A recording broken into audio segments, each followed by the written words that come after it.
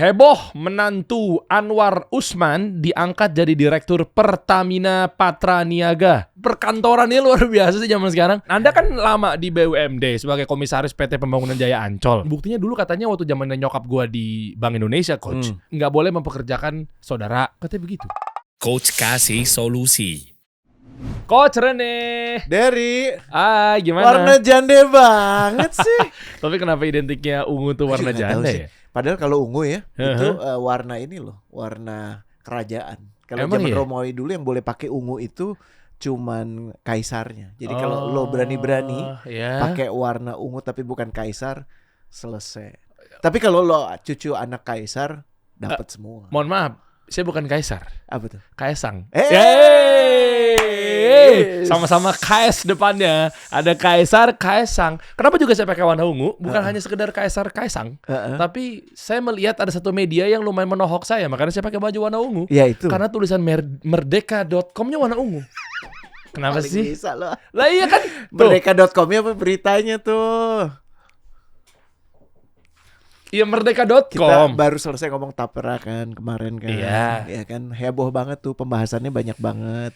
Terus banyak yang merasa tidak diperlakukan adil, ya kan? Kita tambahin lagi sekarang, ya kan? Ya kan gue buka merdeka.com karena gue suka warna ungu juga. Merdeka.com Cocok lah ya. warna ungu. Pas gue buka headline pertamanya adalah heboh menantu Anwar Usman diangkat jadi direktur Pertamina Patraniaga.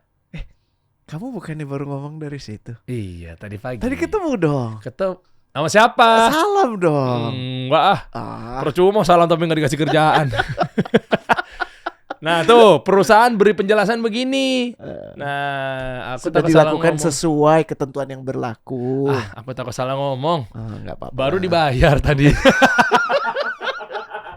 Ya kan gua kan kebutuhan UMKM beda. Kalau Anda kan juga advisernya Pertamina yang mana ada? Saya juga menanti untuk diundang lagi sih, makanya kita harus hati-hati dalam berucap gitu. Walaupun ini menarik sih, ya udah bisa dipastikan memang berkompeten dan dipastikan muda kan? Oh, iya muda. Saya relatif muda. Berapa sih umurnya nggak kelihatan nih? 29 tahun. Serius? Yang pasti nggak tembus 30 tahun. Sebelasim. Itu mah yang buat DKI ya. Nggak tahu kalau yang ini kok. Nggak, gue lupa soalnya silsilanya Asian value banget. Aduh. Ya kan maksudnya banyak banget gitu. Iya. Semua di mana-mana ya. Kayak kalau masih ada kaitan tuh menyenangkan sekali ya. Akses terbuka lebar semuanya. Makanya istimewa banget sih. gini aja deh. Waktu itu kan Anda Coach Rene di Pertamina mana? Hulu Energi kan? Saya pelenong Pak. Jadi Iya, saya tapi di mana coba terakhir? Diundang di beberapa tempat. Ya di Pertamina Hulu Energi. Ada. Ya, kalau saya kan di Pertamina Patraniaga. Lebih deket dong Nah, sih. makanya Anda yang ngomong. Gue takut gak diundang lagi. Tapi kan banyak yang protes ya soal apa Gen Z susah cari kerja ya, atau milenial sampai sekarang masih harus struggle gitu kan. Gampang cucunya SYL di Kementerian Pertanian dapat kerjaan 10 juta gaji per bulannya kan katanya kan ya. Cucunya apa siapa sih? Kamu nggak membantu sama sekali sih. Enggak. Ini Berita berikutnya apa sih? Iya coba. kita lihat Coba. aja deh. Coba nih cucu apa? Tuh. Ada. Gue takut salah ngomong nih guys. Bantu dong, bantu bener gak sih? Bukan, ada satu lagi. Bukan yang ini. Tuh. Nih terungkap cucu SYL magang di Kementan. Gaji 4 juta. Terus kurang kan? Kurang, naik jadi loading lagi nih. Tuh, naik jadi 10 juta. Iya kan? Ini gaji cucunya apa gaji biduannya sih?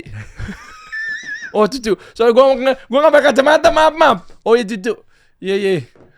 Dia orang gue nanya, apaan sih orang Tabayun? Ya gimana jadi maksudnya apa sih nih perkantorannya luar biasa sih zaman sekarang. BUMN, Anda kan lama di BUMD sebagai komisaris PT Pembangunan Jaya Ancol. Ya, sebenarnya boleh nggak sih mempekerjakan karyawan? Buktinya dulu katanya waktu zamannya nyokap gue di Bank Indonesia, Coach, itu lumayan ada isu nggak boleh mempekerjakan saudara.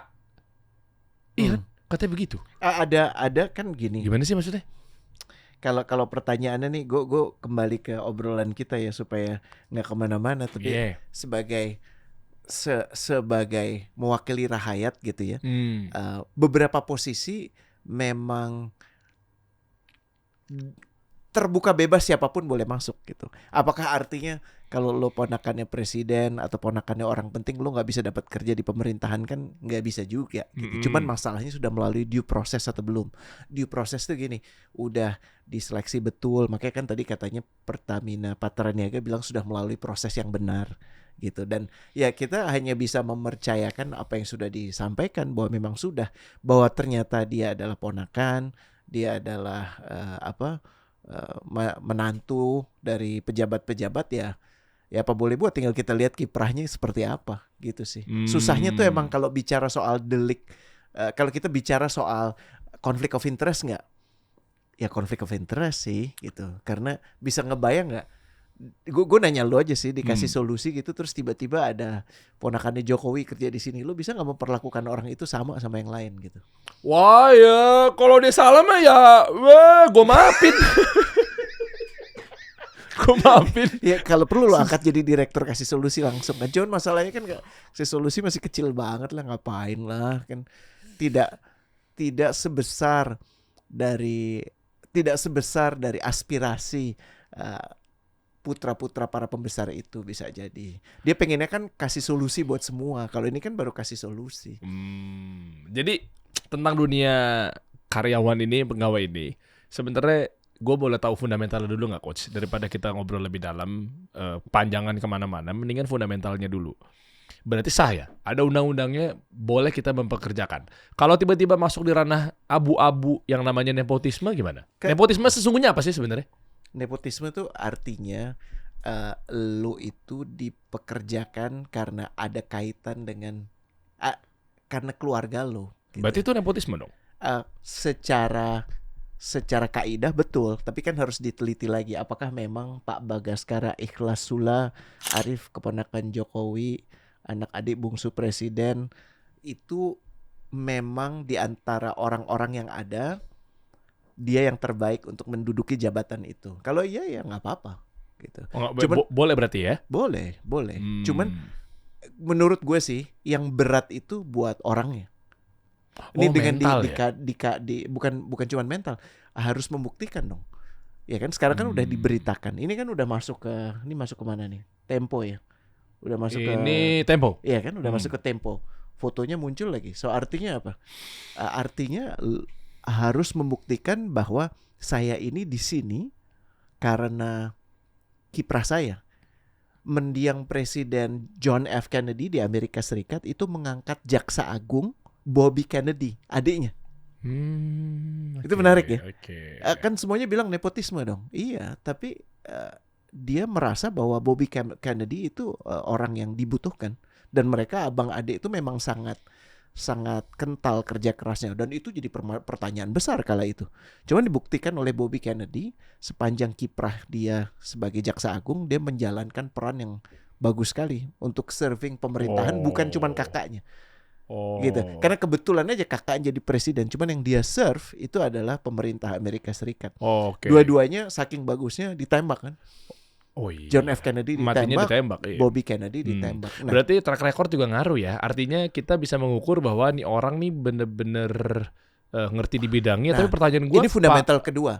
Lo pas banget lo ngomongin tentang track record. Yang kalau kita mau menelisik, dan tentunya kita nggak usah kepo terlalu banyak, cari tahu aja beliau-beliau yang diangkat, orang-orang yang dipersepsikan sebagai nepo baby, ya istilahnya nepo boy itu, kiprah sebelumnya di mana?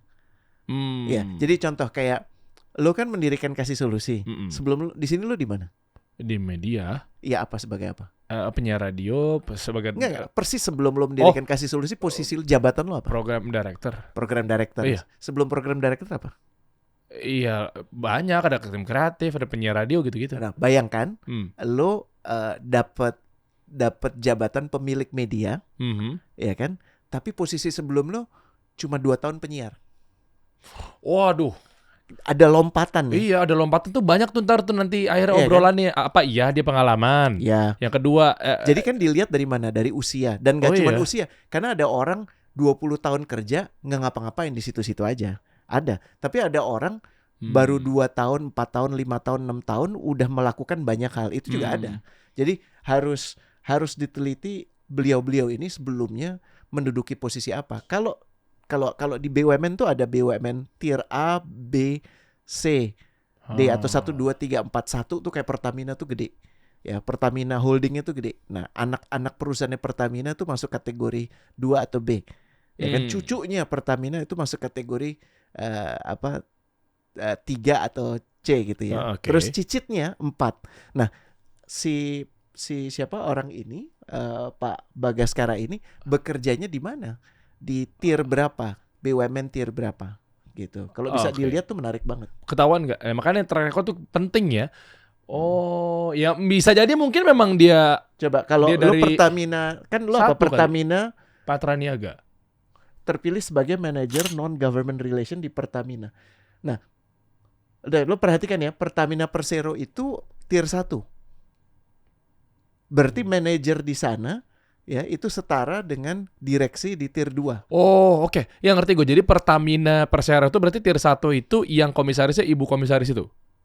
Diulangi? Komisarisnya kan dewan komisarisnya ibu kan siapa? Pertamina? Bukan direktur utamanya. Dirut sorry. Dirutnya Ibu Nike. Ibu ya itu. Berarti di bawah Ibu Nike. Iya, kan direktur itu.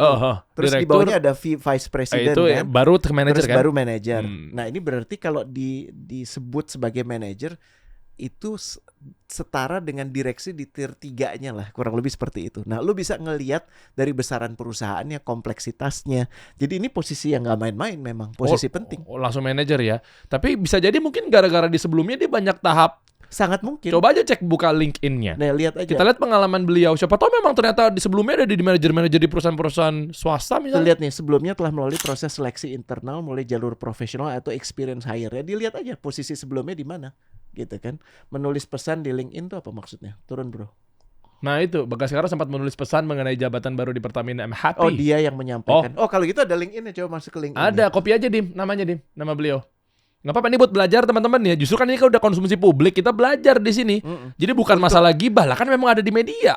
Beliau juga bersosmed, beliau juga ingin dilihat publik. Berarti kan kita bedah dari sisi karirnya beliau. Justru ini pengalaman luar biasa, kita bisa berpengalaman dan belajar sama Bro Bagaskara.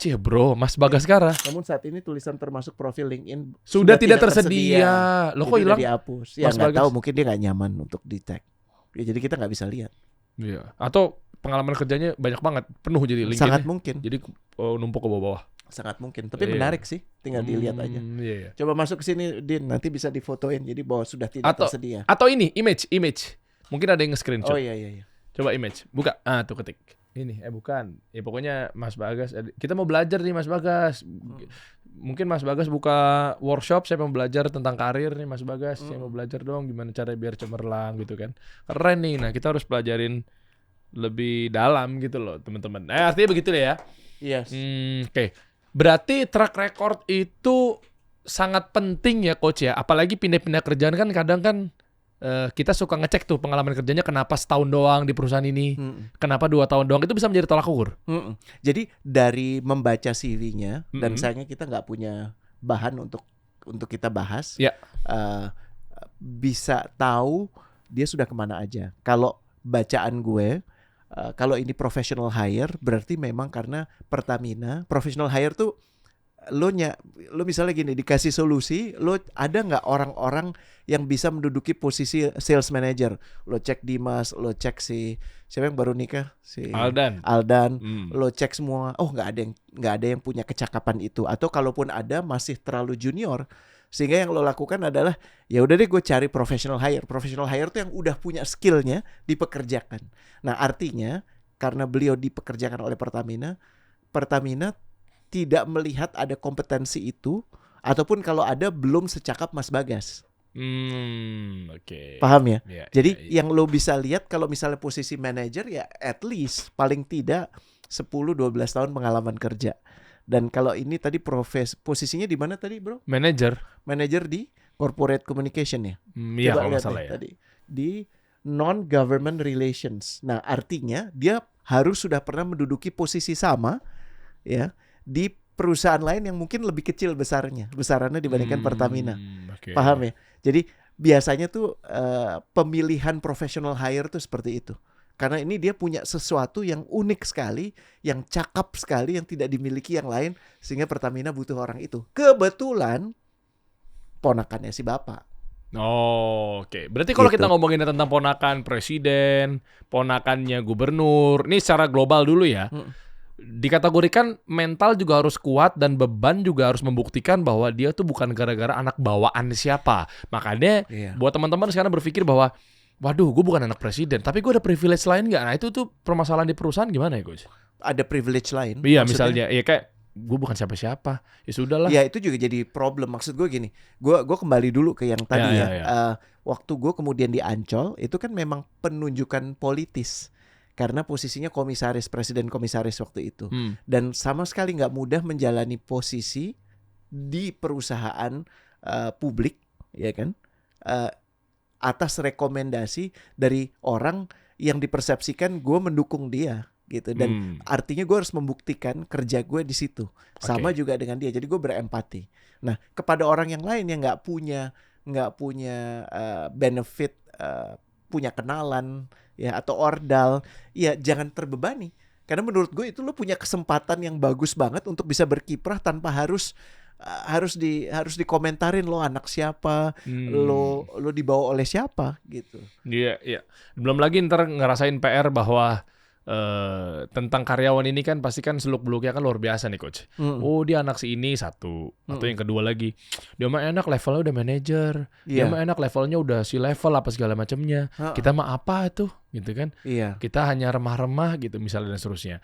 Cuma kalau teman-teman merasakan hal yang sama, misalnya sekarang itu berada di posisi-posisi tertentu yang memang ujung-ujungnya adalah merasa bahwa wah, kalau gitu kita harus punya benefit lain dong di sebuah perusahaan. Nah, Ada ya? Ada. Di mana? Ada. Jadi gini, Coach. Ini buat teman-teman sekarang yang merasa karyawan dan lain sebagainya, atau dibalik sudut pandangnya dari si pemilik perusahaan. Kalau memang terasa di dalam situ banyak konflik of interest apa segala macamnya, gue punya solusi sebenarnya buat pemilik perusahaan atau para bos-bos atau terutama yang ada di human capital, terutama ada di manajer HRD dan seterusnya. Gandeng deh ada satu platform yang bisa membantu kita nih. Ya, bisa dibilang kan untuk ngeluarin gaji karyawan itu kan pasti ada hubungannya sama cash flow, betul ya, Coach ya? Ada arus kas yang bermasalah apa segala macam ya. Tapi kalau lu gandeng satu platform yang namanya Makari Flex. Nah, ini gua kasih tahu nih. Lu tuh bisa ngeluarin gaji karyawan tanpa harus menggunakan uang operasional yang dirasa harus keluar tiap bulan. Contoh, lu bisa ngeluarin gaji karyawannya misalnya terhitung dari masa kerjanya 10 hari. 20 hari. Tapi kok bisa dia bukannya gajian itu 30 hari. Dengan lo gandeng Makari Flex teman-teman semua. Ya, jadi perusahaan kita ini bisa mengeluarkan uang sesuai dengan masa kerjanya dia. Misalnya oke, gue harus butuh buat bayar tagihan telepon. Gue harus butuh buat bayar token apa segala macamnya. Tapi kan nggak pas di 30 hari. Di kerjaan gue di bulan ini baru 15 hari pun tapi tagihan udah menumpuk. Oh tenang gak usah khawatir. Perusahaan gandeng sama yang namanya Makari Flex. Lu tuh nggak perlu ngeluarin uang atau tanpa mengganggu cash flow lu di awal. Biasanya contoh gini, gue mau bayar tagihan 15 hari nih. Gimana dong caranya? Ya sudah gini aja, kamu saya bayar sekarang nih, kamu bisa kasbon. Otomatis biasanya perusahaan kan ngeluarin biaya Tapi operasionalnya. daripada bebannya ada di perusahaan, ini jadi Makari yang cover. Makari yang cover. Makanya menarik. Makari Flex ini bisa dibilang dia punya satu fitur yang namanya Earn Wage Access. Nah jadi lu bisa masuk ke dalam Makari Flex, si karyawannya nanti bisa untuk bayar ini, bayar kebutuhan buat biaya itu, pengeluaran tak terduga, atau bahkan ini di mana karyawan bisa tarik gaji ketika keadaan darurat sebelum tanggal gajian. Terus perusahaannya berarti ganggu cash flow-nya? Tidak. Itu semuanya akan di cover sama Makari Flex. Bisa bahasa gampangnya gitulah. Tanpa mengganggu lah bisa dibilang ya, arus kas atau cash flow perusahaan. Nah, untuk informasi lebih lengkapnya, ini kamu bisa langsung aja cek aja link yang ada di kolom deskripsi, kita bantu semuanya di sana. Ini buat para manajer HRD, kasih tahu lah CEO-nya dan lain sebagainya. Intinya gunain Makari Flex karena karyawan akan bisa lebih sejahtera dan memilih atau royal dan loyal pada perusahaan Anda. Mantap ya? Ya jadi ubah yang nggak bisa jadi bisa tuh, pasti bisa. Tenang aja sama Makari. Nah, enak banget tuh. Cakep banget. Soalnya isunya kalau karyawan mau kasbon tuh ya arus kas pasti bermasalah. Kalau Soalnya, satu aja sih nggak apa-apa. Cuman kalau satu dikasih kan artinya kebutuhan orang-orang yang lain juga harus dikasih. Dan itu biasanya perusahaan mengatakan daripada gue dibilang nanti pilih kasih, jadi mendingan ya nggak ada deh di sini. Lo tunggu aja gaji lo. Nah itu, Fleksibilitas ini menurut gue menarik sih. betul. Makanya kan ada kata flex. Betul. Makanya Betul. fleksibilitas. Betul. Maka refleks. Nah, terus ada muncul pertanyaan seperti ini. Jangan-jangan. Kalau gitu berarti pay later dong. Iya. Ini Itu bukan pay kayak later begitu. bukan sih? Bukan. Ini tanpa bunga, tanpa riba. Alhamdulillah. Ya kalau ngomongin kacamata Jadi Matahari bisnis, yang mengcover. ya kalau ngomongin kacamata bisnis kan, maka refleks ini mengcovernya dari mana? Ya kan kita nggak pungkirin. Ini contoh ya, ini kacamata saya pribadi ya. Mungkin contohnya adalah ketika lo mau beli voucher pulsa senilai 100.000, kadang yang contoh lampaunya lah ya, digesek voucher 100.000 itu buat isi saldo internet apa segala macamnya dari voucher yang masih zaman dulu tuh konvensional. Itu kan M-Kios itu kan dapat 98.000 sebetulnya. Iya. Nah, ada margin 2.000 kan. Nah, Dari situ, dari volume transaksi. bahasa kalau gue ngebacanya begitu gitu. Makanya akhirnya Meka Reflex ini hadir buat sahabatnya perusahaan-perusahaan untuk menjaga cash flow tetap aman, sehingga karyawan jadi merasa terbantukan. Kalau gue bacanya mah begitu. Jadi artinya kayaknya happy banget ya kalau perusahaan punya karyawan yang loyal ya coach. Banget. Nah sekarang pertanyaannya, apakah dengan anak-anak orang-orang terpandang tertentu tingkat loyalitasnya segitunya? Jangan-jangan, maaf nih, gue gak mau bahas nama nih. Jangan-jangan karena dia merasa anak pejabat, anak konglomerat, anak pemimpin di sebuah negara, ngerasanya tenang lah. Gue di backup ini, tenang lah. Soalnya biasanya oknum-oknum ini hadir rata-rata, gue nggak bilang semua ya. Anak ke siapa, rata-rata sih ini berulah di perusahaan. Gimana tuh coach? Gak bisa dipungkiri sama sekali sih. Iya dong. Apalagi rame nih Panji, ada di Total Politik kemarin mengenai Asian value, human rights, politik dinasti. Ya, gue coba ikutan arus aja lah yang lagi rame gitu. Sementara ada yang Asian value, gue sih nggak masalah. Nah, kalau gue berarti kalau ditanya, lu gimana Der? Ya, kita sebagai media mah ya kita ikut arus aja. Kan kalau ditanya ya, lo punya dua orang yang sama-sama bagus, sama-sama qualified, sama-sama cerdas, sama-sama potensial. Yang satu lo kenal baik, anak sahabat lo. Yang satu lo nggak, ya memang kebetulan lo ketemu aja gitu. Jadi bukan ada siapa-siapa. Yang lo pilih yang mana? Sama lo semuanya. Aku takut salah ngomong nih. Iya kan ada dua nih. Iya. Kasih Solusi lagi nyari direktur marketing. Iya. Persyaratannya udah jelas, kebutuhannya udah jelas, Oke. dan ada dua orang yang udah masuk di shortlist. Yang pertama itu dua-duanya sama-sama cakap, lulusan sama-sama S2, IPK-nya sama, semuanya sama deh. Dia pernah bekerja dan berhasil di pekerjaan sebelumnya. Iya. Tapi yang satu anak sahabat lo.